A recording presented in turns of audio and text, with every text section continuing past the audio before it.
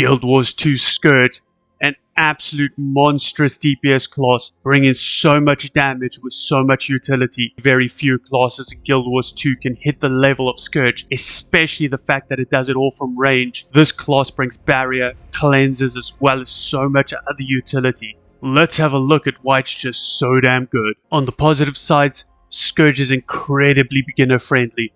If you want to try get into harder in-game content, raids in, strikes, even some fractals, Scourge is definitely a good option. It can give barrier and cleanse over 5 targets if played correctly. As well, hitting one of the highest benchmark DPSs out of most DPS classes, all from range with a very simple rotation.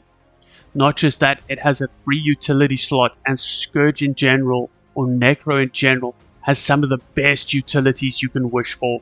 This class is extremely good on most situations. So on the negative side, we have to have a few negatives. The first and probably most important one is it's definitely not a power class. And what I mean by this is a few fractals and raids, power needs to be played. So that means that Scourge just won't have the same effect. Yes, you could play some sort of utility alacrity Scourge, and that probably could do.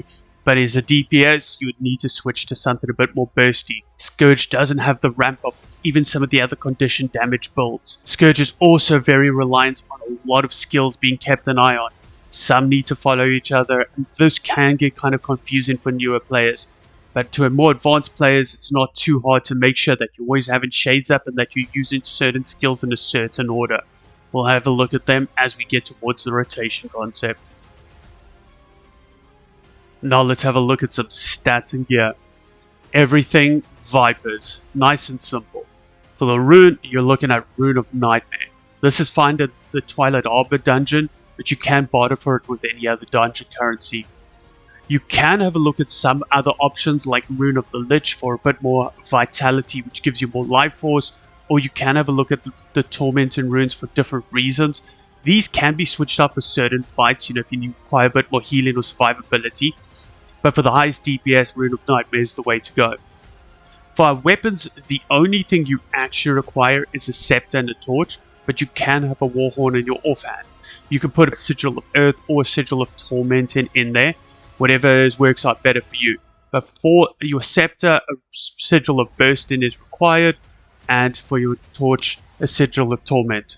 And for food and utilities, quite simple. Master Tuning crystals are probably the cheapest and easiest way to go, as well as going to get you meta damage. For your food, you want to go for something with condition damage in main stat and expertise in your second stat. You can either go for the minus 10% incoming damage or the plus 66% lifesteal chance on crits. Either way, you're going to be hitting meta damage. There are a few other foods and utilities you can play around with, but this is definitely considered meta. Now let's have a look at the trait tree. First off, curses. The first minor trait, Bob Precision, is such a massive trait. That's why in the old days we even used to try give Scourge a spotter. When you crit, you have a 33% chance to cause bleeding. As well, bleed durations were increased by 20%. That's a fairly good skill. And so if you do have the chance to pump up your precision by some means, it's definitely good for your overall DPS. In column 1, there is only one option, Plague Sending. This is such a massive skill and part of your DPS rotation without you even realize it. Your first attack upon entering Shroud transfers 2 conditions. Now this is a massive skill, and I'll get into why in the rotation concept. But basically what we're going to try to do is send our bleeding over from our blood is power to a target to try and get that self-bleeding onto them so we can get some extra DPS. Your second minor trait, Furious Demise. Basically just getting some extra fury when entering Shroud, as well as gaining some precision.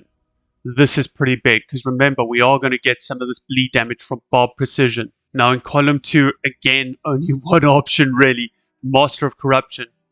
Basically, corruption skills gain reduced recharge time, as well as inflict additional corruptions on yourself. So what happens is we're going to combat that again with Plague Sending, because remember, it's sending 2 corruptions. So not only will Blood is Power send bleeding on ourselves, but also Torment. And we're going to send that again to the opponent when using Plague Sending. So this is a massive DPS combination right here. The third minor trait, Target the Weak. increased crit chance for each condition you have on the foe, as well as condition damage based on precision. Again, we want high precision, we want the condition damage, we want the crit chance so we can get as much bleed in as well as other DPS. And in the third column, again, making things simple, only one option really, Lingering Curse. Basically increasing our condition damage by 200, as well as making all the conditions done by our scepter last 50% longer. So basically all of these skills 1, 2, and 3 are lasting 50% longer. So the Torment and the Bleeding and the Cripple and so forth. This is massive for DPS. The second trait line, Soul Reaping. This is kind of the trait line that just gives us more utility and more life force to do things with. Your first minor trait, Gluttony, just basically increases all life force we generate from any source. In column 1, Unyielding Blast, basically adding vulnerability to your shade skills. This is a good way to help cap vulnerability in some fractal groups, as well as some raid encounters where you might be one of the only sources of vulnerability. But if that isn't an option, you can definitely consider the other two. Speed of Shadows is probably one of the better ways to go, especially if you're doing landscape solo. Maybe you want the vulnerability stacks. It's kind of a bit of a toss-up. If you do for some reason use a staff, Soul Marks isn't the worst thing in the world. Minor trait number 2, Sinister Shroud. Basically allowing our Shroud skill to get a 15% reduced cooldown. This is pretty massive, as this brings Desert Shroud down from 20 down to 17, allowing us to maintain a lot more damage with our skills. And the minor trait straightly affects Soul Barbs in column 2. Entering and exiting Shroud increases our damage by 10% for 15 seconds. So this trait here is just helping us try maintain Soul Barbs the whole time. Soul Battery is the third minor trait and basically just increases our overall life force by 20%. And then the third column, generally Doomfire is preferred. What this allows you to do is when you use any of your F skills and you wait within the 1 second recharge time, you apply a stack of Burning. It's not as strong as what it used to feel like, but the skill is still very good. What we need to do is obviously stagger our F skills to try proc this all the time. Other options, Death Perception, not the worst trait in the world to try maybe proc some more Barb Precision, as well Eternal Life, just to help you maintain a bit more life force. But generally to hit highest benchmark, you will go for Doomfire, but you can always play around with these based on the encounter and what you're doing on landscape or what group content you want to try do. And now into the elite specialization, Scourge. This is where a lot of our DPS is going to come from. Unfortunately, this trait tree is quite simple and not much flexibility in it. In column 1, Fell Beacon.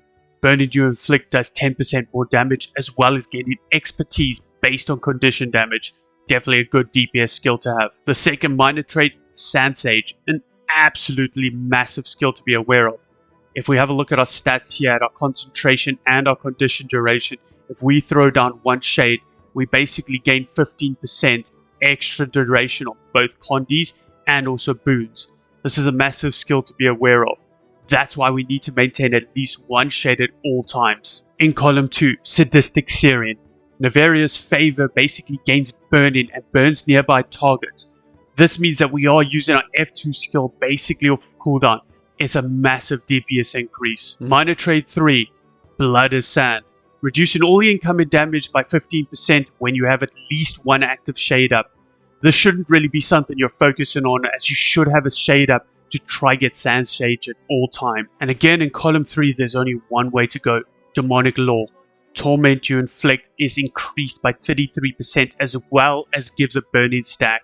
Just a massive DPS increase overall. Now this trait tree is for your DPS skill. Herald of Sorrow as well as Desert Empowerment will turn you into an elect DPS. Exact same gear, exact same sigils, everything. So basically just with this gear setup, you can play a straight DPS or a DPS elect setup. You do have to play around with your utilities, but having that versatility makes it a massive class to play. Now those of you who have watched my Heal Scourge guide will know I'm a massive Scourge enjoyer. Huge utility. Let's have a look at the utilities right now to try figure out which ones are the best ones for you. For heal skills, your bread and butter skill is Sand Flare. Massive barrier not just for yourself but for your allies. Self heals as well as boon conversion. So basically corrupting boons on enemies into torment, so just more DPS. This is a massive skill because it's basically helping your whole team and your actual healer keep everybody alive. Definitely a good way to go. Other skills you can look at, Well of Blood, maybe just for some passive healing to throw down every now and then, as well as a light field. Maybe your healer's requesting a light field so they can blast it more. Vampirism, more self-survival, a little bit of extra DPS, so definitely what you would use when you're benchmarking on the golem or trying to hit some very high DPS benchmarks. Perhaps on landscape you might consider this. This isn't the worst thing in the world to use in general though. If you're Pylon Chitin, you might consider something like Blood Feed, basically allowing the minion just to hit and DPS and basically just passively send it over health to you. Very decent if you're at range and you want some passive healing over time. Most commonly, utilities that are non-negotiables is Blood is Power. Huge might, massive bleeding, but not just that. The self-bleeding and the torment, sending that over to the enemy is a big DPS increase. So definitely a non-negotiable. The Signet of the Undeath is slightly a non-negotiable in certain cases where there is a lot of death around you and you don't require life force generation in combat. You can use something else here, but there needs to be a lot of death around you. I.e., I'm talking about like maybe Bandit Trio, things like this where there's just people dying left, right, and center around you. You can also consider dropping this if you have a lot of renegades, things like that are providing some sort of life force. Or if you have other scourges that are using things to provide life force for you, like I'm talking about the Shadow Fiend, things like that. But again, just like in the Heal Scourge video, there is a lot of utility that you can find in this last slot here. Trail of Anguish, a massive stab as well as swiftness. This breaks stuns as well. You can paint up to 10 targets, even more. So basically you just run around with this active and you're just basically giving stab to anyone who's in your P-Trail.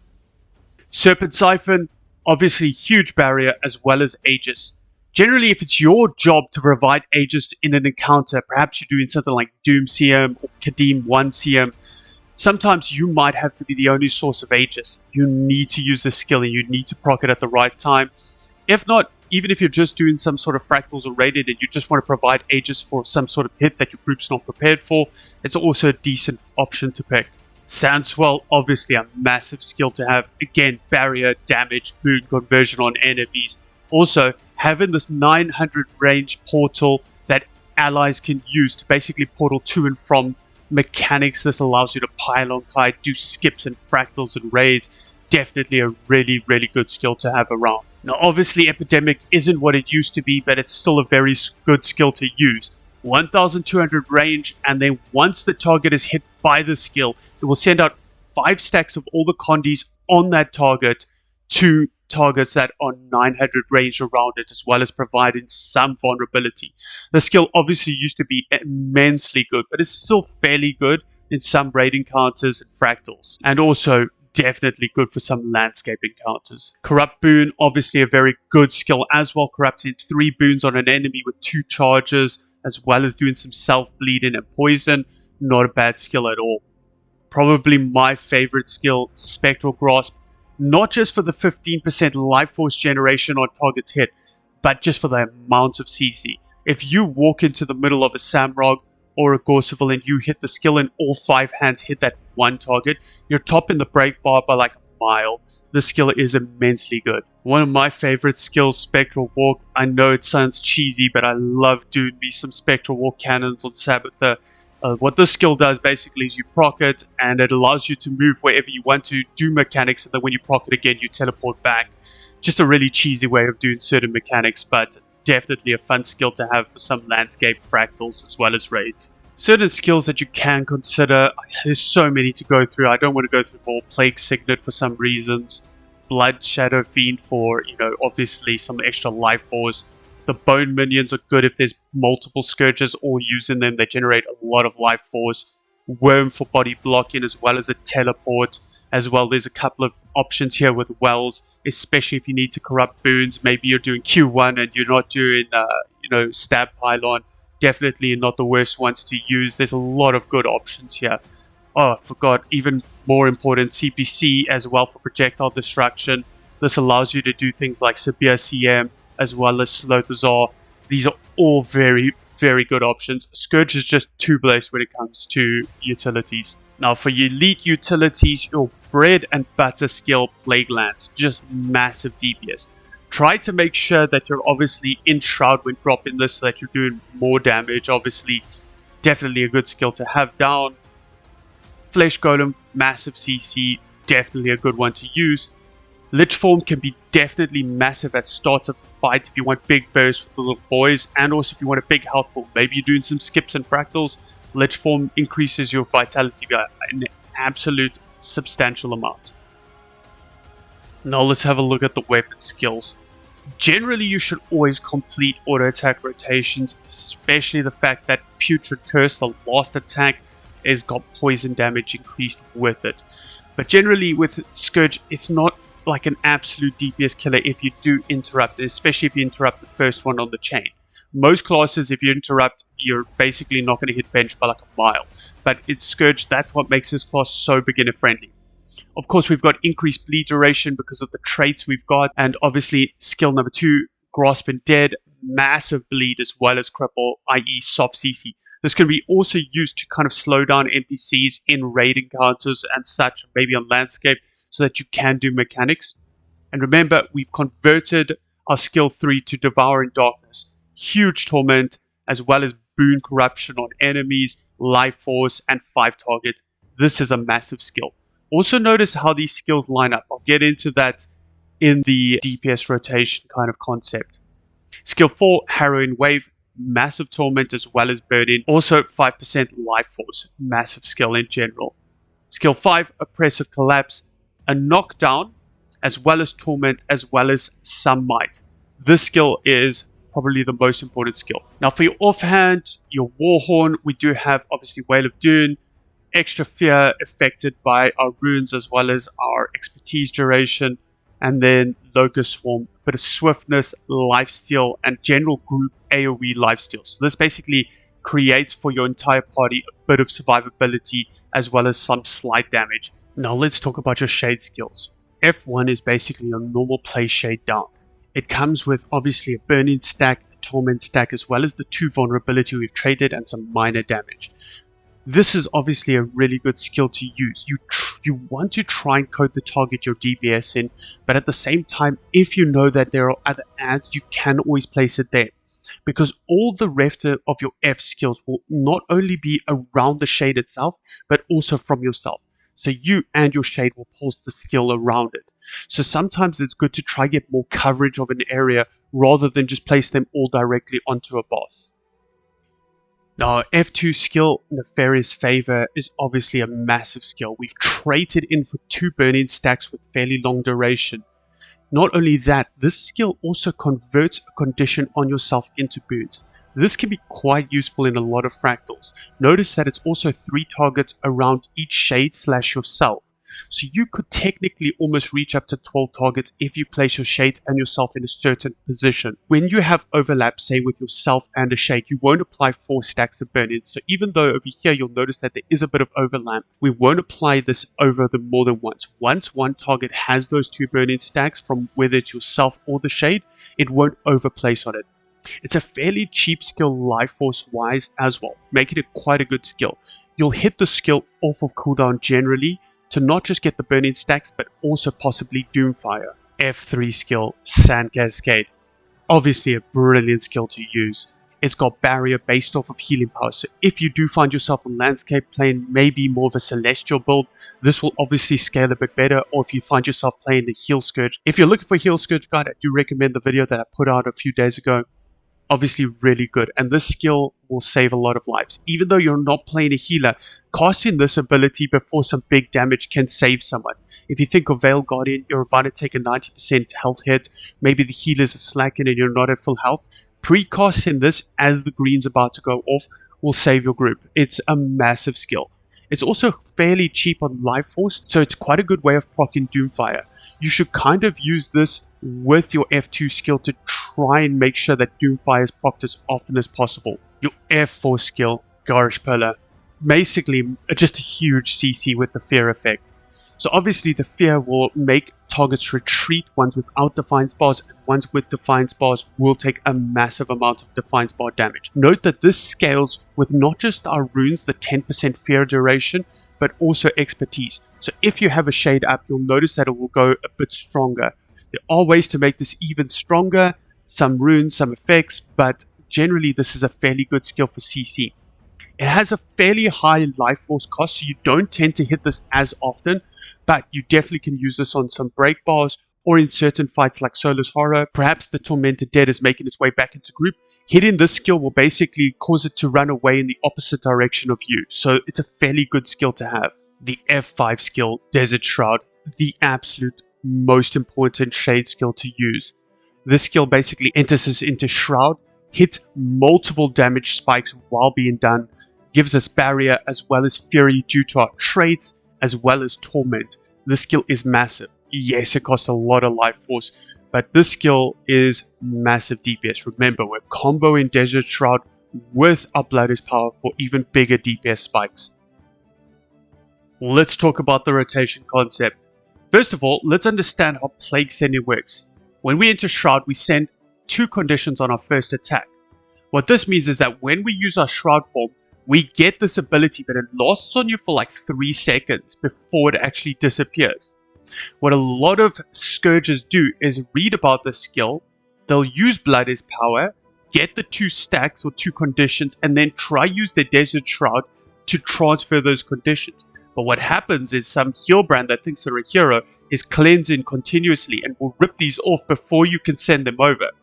So the best idea to do is to actually use Desert Shroud first, get the Plague Sending buff, and then use Blood is Power.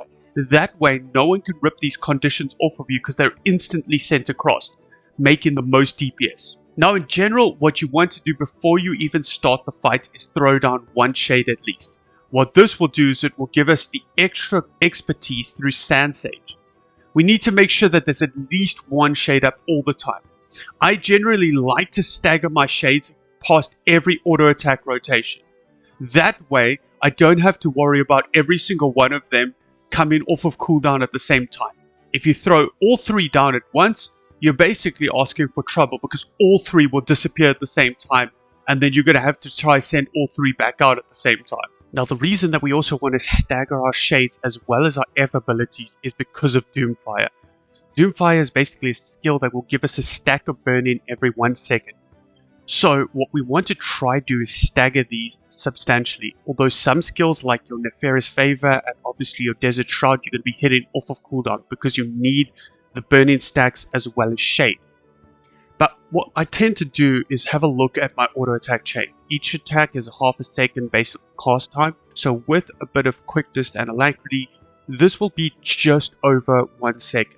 So what I tend to do is after every auto attack chain, use a skill if I'm counting. If you're not, just kind of get a feel for the skills themselves. You might kind of get it sometimes, you might miss it sometimes, but as a new player, that's kind of a good guideline is to wait every auto attack chain, throw down a shade or a shade skill. This way you're proccing Doomfire as often as possible.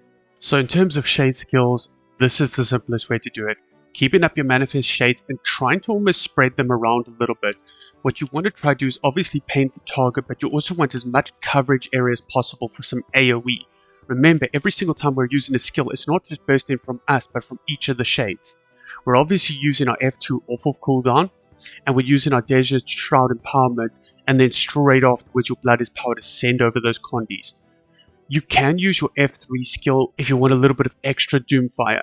Your F4 skill is quite a large life force sink, as you can see, so I would not necessarily use it unless there's a break bar. But at the end of the day, just remember that using all of these skills are DPS increases. Remember, we are getting the burn-in stacks as well as the vulnerability from these skills. So we do want to try use them. If you do have enough life force and things are dying around you, you can definitely go into your F4 skill. It's not a problem. It's just kind of about looking at the maintenance. If you have a utility pet that allows you to gain some extra life force, that allows you to just burn some abilities. Then obviously when it comes to Plague Lands, yes, you are going to get some self-bleeds in and some self-poison. But you don't have to worry because remember, our rune choice is the Rune of Nightmare, which sends over condition, and a blind when using your elite skill on a 45-second cooldown. We know that with a bit of alacrity, we're going to be somewhat around that area, but even if you have a little bit of this and you can't cleanse it, just use your F2 skill and this will convert the condition on you into boons. So it's not really a problem if you do find that maybe those skills aren't lining up. But generally, the bleeding or the poison will be sent over to the enemy when using it, so you don't have to really worry. We just want to line up Blood is Power with our Desert Shroud. Now when it comes to actual auto attack rotation and ability usage, you'll notice that Scepter 2 and 3 both have 10-second cooldown, as well as Torch 5 has a 20-second cooldown. You want to group these abilities so that you're using them at the same time.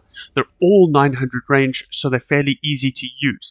So basically, regardless of what order you go, 2, 3, and 5, just notice that some of them do have quite long cast times. Don't kind of interrupt the next skill by pre-casting another skill. I do that fairly often, it's just annoying. Skill 4 has got a 16-second cooldown, which means it doesn't really line up with these 3 abilities. So what I like to do is basically group these 3 and then just use skill 4 off of cooldown, because Torment is big damage.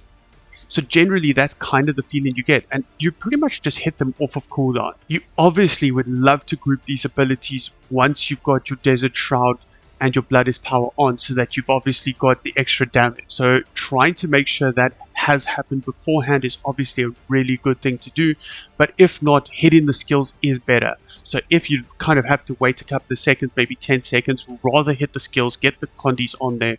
But if it is maybe like a 1 or 2 second wait, then you can always wait to line it up with your Shroud. Now remember as well, there was no reason to necessarily get the Warhorn, but if you do want to use the Warhorn skills, maybe for some extra CC and DPS, notice that skills 4 and 5 have quite long cooldowns, and even with alacrity, they're going to be well over 10 seconds. A weapon swap is 10-second wait, so while you're there, you can always go into Whale of Doom for some extra massive fear and slash CC, as well as Locust Storm. Very good for a little bit of extra damage and a little bit of extra AoE healing for the group. This can be fairly massive in some raid encounters where your healers aren't very good. Thanks for watching. I really hope you've enjoyed the guide. And again, just thank you so much for all the support and good comments. It's really been so nice. And yeah, hoping to make some really awesome guides in the future. I love Scourge. I like the heal Scourge, the DPS Scourge, any kind of support Scourge. I play it often, and yeah, just so passionate about it. If you are looking for some heal Scourge guide, I've got one fairly good at the moment. Actually, very incredible, absolute carry heals. And yeah, even if not, DPS Scourge is in such a good spot at the moment. Playing it on landscape is absolutely incredible. Raiding even some fractals, fairly good. Anyway, have a good one. Cheers. For more on this build and others just like it, catch me streaming on Twitch. Stop by anytime and hang out. If you found this helpful, please subscribe and share with some friends. It will really help grow the channel.